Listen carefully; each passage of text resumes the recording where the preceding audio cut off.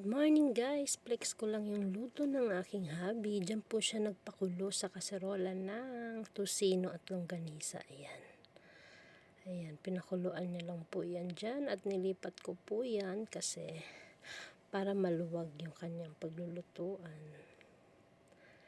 Ayan. Pagkatapos po niyan, pag naubos na po yung tubig guys, ay luto na rin po yan.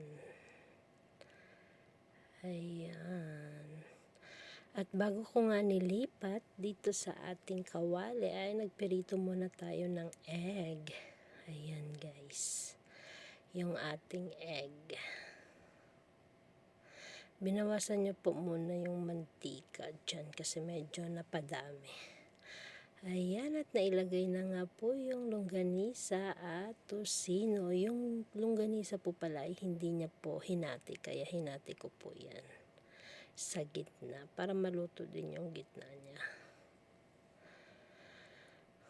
Ayan, ipapa-brown ko lang yan siya, yung lutong-luto na siya at that's it.